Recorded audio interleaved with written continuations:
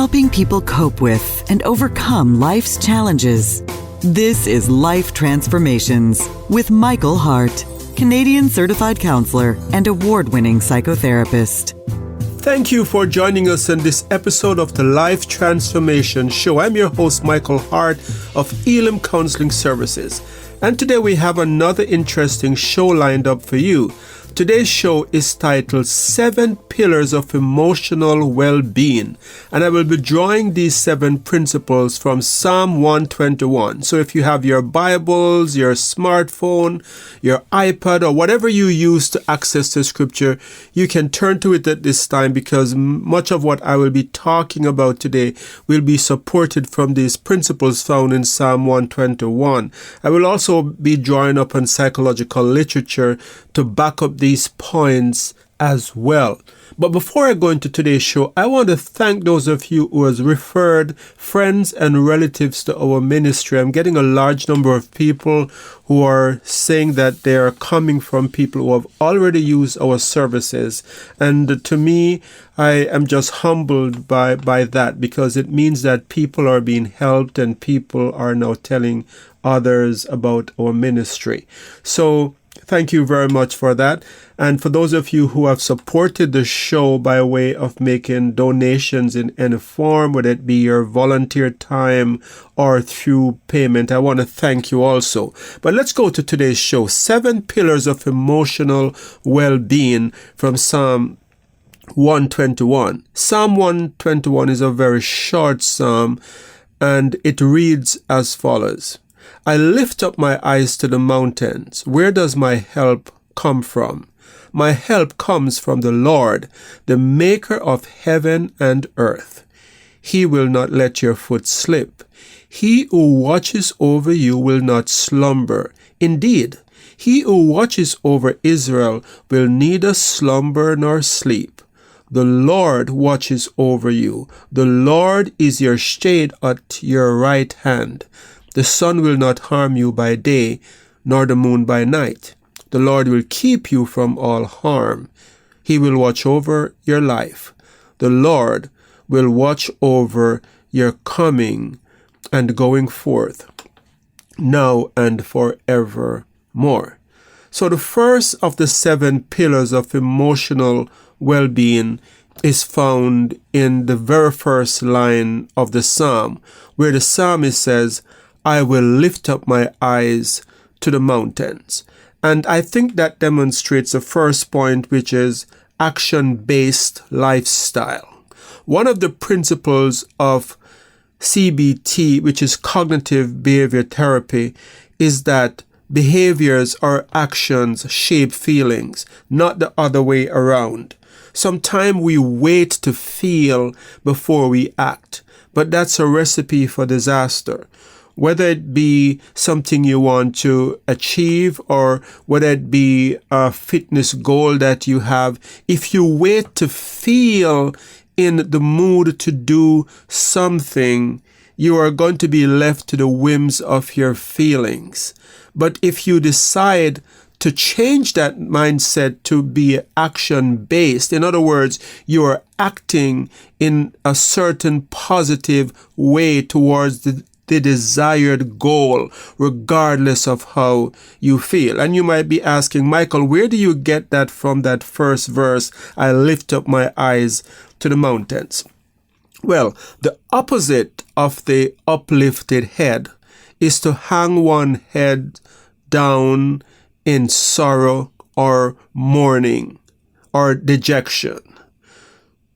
So the psalmist obviously had certain problems in his mind, because he's saying, I will lift up my eyes to the mountain. Where does my help come from?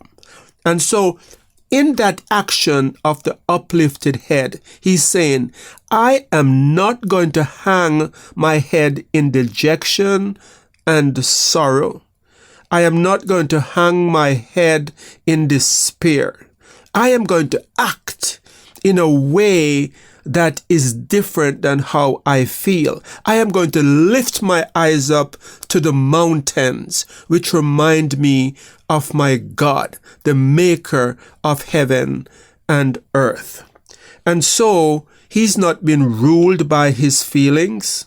He's not been controlled by his emotions. He is acting in a positive way.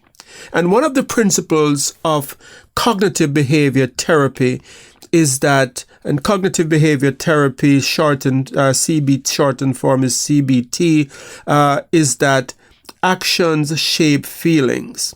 The American Psychological Association says, quote, psychological problems are based in part on learned patterns of unhelpful behavior. So when I speak of action-based lifestyle, I'm talking about positive actions that replace those negative actions that we have come to learn over a period of time. Maybe we observe them in our parents. So, for example, someone who goes around acting in negative ways, give up very easily, stop trying easily, sees certain things as being hopeless, and as a result display actions which portray hopelessness. That person is setting, such actions I should say, sets us up for failure. So an action-based lifestyle in this context means acting the opposite of what your emotions or your feelings are telling you to act. So the psalmist has this lifted head. He's lifting up his head to the mountains of Jerusalem. And this psalm is believed to be a psalm of pilgrimage, where travelers would be traveling to worship in the mountains of Jerusalem, traveling to the holy mountain, the holy city, Jerusalem. And as they go on this pilgrimage, they are taking actions that are designed to get them to a certain destination. So this action-based lifestyle is the opposite of hopelessness. It's the opposite of giving up. It's the opposite of staying in bed when you feel depressed. And so when someone is depressed, the immediate feeling is to do nothing. And you could say, well, sleeping or lying in bed all day in your pajamas is doing something. At least you're sleeping. But as I said, in this context of action-based lifestyle, I'm speaking of actions that are the opposite of negative actions, changing those unhelpful learned patterns of behavior and begin to act in positive ways. Now, there are some people who are unemployed and they want a job. They are desirous of being employed, but they have not developed this action-based lifestyle, because their mindset is there is no one that's going to employ me. And as a result, they do not send out resumes. They do not actively go to business places and ask if they're employing. They basically do nothing towards their objective. But the action-based lifestyle is one that is anchored in hope, is one that has certain objectives in mind and act accordingly to achieve those objectives. So sending resumes, going to the stores, the malls, or the business places and speaking with business owners. That's the action-based lifestyle that is the opposite of giving up, of hanging your head in dejection, of acting in ways that portrays hopelessness. So that's the first point, to develop this action-based lifestyle, as the psalmist did when he said, I will lift my eyes up to the mountains. Where does my help comes from? My help comes from the Lord, the maker of heaven and earth. The second point is to identify sources of strength. Notice that the psalmist is saying, he's asking himself this question, this rhetorical question, where does my help comes from? And right after that he answers, my help comes from the Lord, the maker of heaven and earth. And so while it's good to be conscious and aware of the strength that you possess as an individual, it's also good to be able to identify sources of strength outside of yourself, because there will come a time when you might be at the end of your ropes. There might come a time when you cannot draw from that power within, but you need an external source that can help you. And the psalmist seems to have been at that point where he realized he's no match for his circumstances, that he needs help. And he says, my help comes from the Lord, the maker of heaven and earth. So our help can also come from those that God has brought into our lives, the institutions that exist in our community. And I talk about at the beginning about people who are referring others to our services.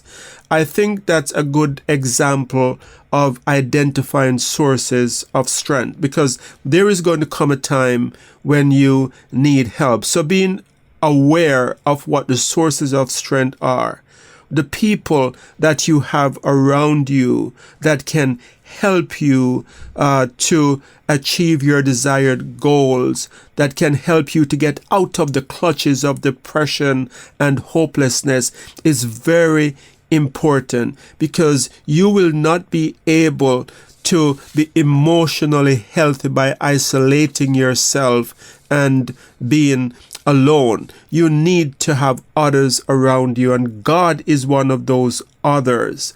God, to the psalmist, is a source of strength, where it says, my help comes from the Lord, the maker of heaven and earth. And of course, included in that is that God uses people. There is so many people sometimes who Christian people will say, I want God to help me. But be aware that God places others in your path to help you.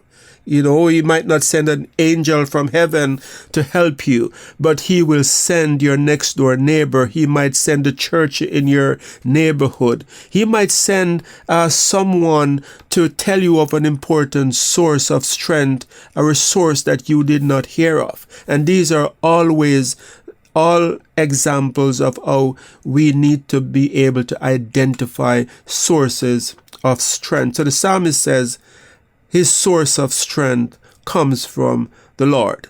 But the third pillar of emotional well-being is to confront sources of anxiety. The psalmist said in verse 3, he will not let your foot slip. He who watches over you will not slumber nor sleep. And so it might not be immediately evident, but in that verse is an example of anxious feelings. And so the Expositor's Bible Dictionary explains this, and this Expositor's Bible Dictionary says, quote, the psalmist in a situation known only to him is looking with great anxiety or longing to the hills. He may have looked with anxiety if he expected robbers to be hiding in the hills. The hills provided covers for mobs and vagabonds who caused great harm to travelers. So as he looked to the hills, he's conscious of his anxiety, and he's confronting those anxieties that exist in his life. He's not pretending that they don't exist. And he's naming it, the hills. The hills are before me. And in those hills are potential danger. And even the pilgrims who would go to the mountains, there were narrow paths on which they could slip to their death. And so there is anxiety in that. Even in ascending the mountain to worship, there was anxiety.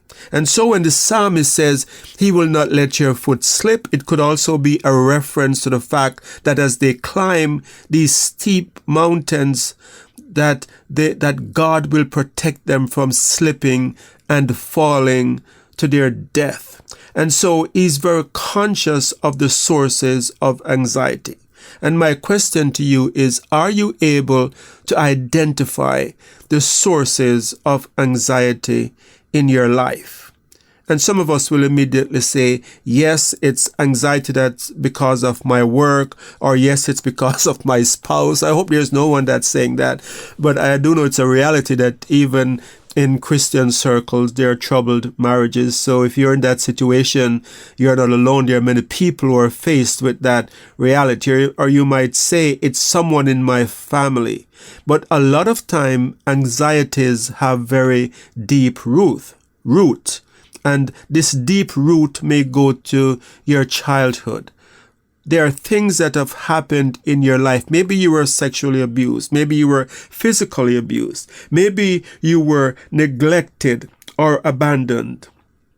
And all of these things that had these negative occurrences from our childhood can be sources of anxieties. And what I see is that many times we just think about the things on the surface, but we do not realize that there is a fueling of our anxiety that is coming from the things of the past. Why do you think some people are so angry and they snap at the slightest, simplest thing that happened?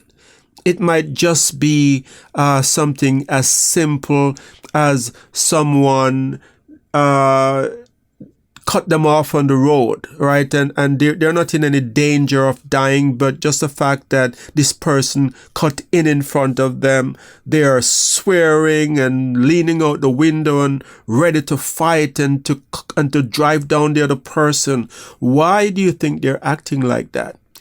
I would say that in many of those cases, there is something that has happened in the past that is not dealt with, and that is fueling that anxiety and that anger that they're displaying. And so, are you aware of the sources of your anxiety? Are you aware of what's triggering you that make you act in anger? Because anger is a secondary emotion. A lot of time, anger is rooted in other emotions such as anxiety and fear or sense of helplessness and so forth, or powerlessness and so forth. And so I would invite you to take stock of your life, not just of the present, but of the past, and see if you can identify what's the source of your anxiety. Michael will be right back. You've been listening to the Life Transformation Show, where award-winning psychotherapist Michael Hart of ElimCounselling Services has been speaking on the topic 7 Pillars of Emotional Wellbeing, and he has been using the scripture from Psalm 121. I hope you have been enjoying the show. You can find out more about us at ElimCounselingMinistry.com, where you can also make a donation to this Christ-centered ministry. Your donations help us to stay on the air and to provide subsidized counseling to those who can't afford it. Back to Michael. And the fourth point, the fourth pillar of emotional well-being that we find in the Psalm is there is a sense of connectedness. And I would say if you're going to be emotionally well, you need to develop this sense of connectedness. So I talked about the fact that the psalmist in writing this psalm maybe was thinking of a pilgrimage to the city of Jerusalem to worship in the holy mountains of Jerusalem. And so he's not isolating himself despite his problems. He's connecting with others by going on this pilgrimage up the mountain. But we also see another evidence of connectedness in this psalm, where he has this deep sense of being connected to his God. Because in verse 5, he said, "The Lord is your shade at your right hand." And he's speaking about his own experience. He's saying, I'm not going to fear. I'm not in any danger because God is with me. He's the shade on my right hand. How many of you have sheltered from the sun, from the rays of the blazing sun, by going under the cover of a tree, for example? One of the things that you have to do to be sheltered by a tree is to go as close as possible to that tree. And you have to stand in a certain way so that you are close enough that the tree provides a shelter from the heat. And so what the psalmist is saying when he said, the Lord is my shade, he's saying, I am so close to God that he cast a shadow over me. Isn't this wonderful? When you think of that analogy, it gives me goosebumps as I think about this right now, because what he's saying is that God is so close to me that he shelters me. And so in the psalm, he goes on to say that the sun will not harm him by day, nor the moon by night. In other words, the rays of the sun cannot get through to him because God is his shelter. So there's this strong sense of connectedness. And many of us fall apart mentally because we have no connection. We have no connection to others. We have no connection to God. And so one of the best things that you can do for your emotional well-being is to get connected. Join a support group, join a church, become a member of your community organization. If you're an immigrant, find where your association from your country is and get to know people, because it's important for you not to isolate. Depression, anxiety, fear, and other mental illnesses grow in isolation. And so the fifth point is to attend to your physical state. Many of us neglect our physical state. We do not pay attention to the sleep that we're getting. We do not pay attention to the exercise that we need to get to stay healthy. But the psalmist was very attentive to his physical state, because we find this in verse 6 that I referred to earlier on when he said, the sun will not harm him by day. And so the psalmist, in this pilgrimage that he's about to go on as he ascends the hills, to worship, is that he needs to be protected from the heat, because the heat will drain his strength. And if he's not protected, if he does not travel in a way that he's not drained of energy, he will be in no position to worship when he gets to the temple. And so the psalmist is paying attention to his physical state. And in this declaration that he's making to God, is saying, God is going to protect me from this heat, from the harmful rays of the sun. So he's paying attention to his physical state. But there's also in that under this heading of paying attention to his physical state, maybe we could have this as a part B, or maybe as another point separately, because he also goes on to say he will be protected from the moon by night. In other words, God will protect him from the harmful rays of the sun by day and from the moon at night. Now, why would someone need to be protected from the moon? Certainly, the moon does not give off heat rays that would cause damage. But you see, the ancients believed that many mental illnesses were caused by the rays of the moon, by being exposed to moonlight. And maybe that's where we get the word lunatic from lunar. From the word lunar, we get lunatic. And so this sense that the moonlight is harmful would be very common in the psalmist's day. And so the psalmist is saying that God is protecting him. So that would be the 6th point. That could come under the 6th point as well. I'll talk more about that, but let's talk a little bit more about the physical state, because I think this is important. So the physical state is very, very important. Getting enough sleep, exercising, eating properly. So many of us would not need medication if we paid attention to our physical state. And then the 6th point is to develop a positive mindset.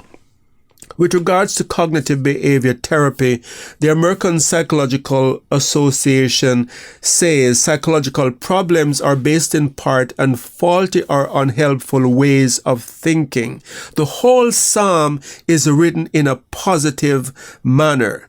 The problems are all expressed in positive ways. In other words, he doesn't focus on the robbers that might be in the mountain. They're hinted, but they are not brought out in the psalm because his focus is more on the Lord that will protect him. And so I think it's important, if you're going to be emotionally well, that you develop a positive mindset where you talk about things in a positive way, where you journal, you start a Thanksgiving journal.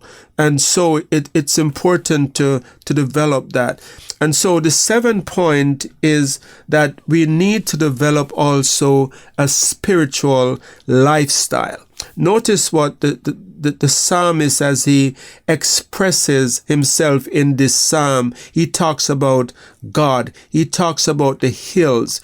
And the Expositor's Bible Commentary quote says, he may also have looked with great anticipation to the hills if he were on a pilgrimage to Jerusalem. And so hidden among the hills was the holy city, Jerusalem, unquote. So here is this psalmist where he is looking towards the hill with anticipation. There is fear, but there is also anticipation because he's looking towards the time that he's going to spend worshiping God with the other worshipers as they journey to the city of Jerusalem. And so developing a spiritual lifestyle is very, very important. There are many studies that have been done. In one study in particular that has been done by Harold Koenig, he said that spirituality is very effective for coping with adversity. And this is in his article, Spirituality and Health, the Research and Clinical Implications. And in it, he shows that spirituality helped with a number of problems, including irritable bowel syndrome, dealing with the death of a loved one, dealing with cancer, and coping with kidney disease and all sorts of illnesses. He outlined that people dealing with these medical conditions dealt with them better if they had a spiritual mindset. So there you have the 7 pillars of emotional well-being. If you missed the first part of this show, you can listen to it by going to our website, ElimCounselingMinistry.com. I also want to remind you that we are not for a profit organization that counts on your support to stay on the air. If you have not yet donated, you can donate to our website. We also have over 250 podcasts like this one on our YouTube channel, which you can access through our website. You can also call us at 1-877-544-3546. So until next time, this is your host, Michael Hart of ElimCounselling Services. Thanking you so much for listening and praying that God would bless you in all your relationships and keep you sound in mind and pure in heart.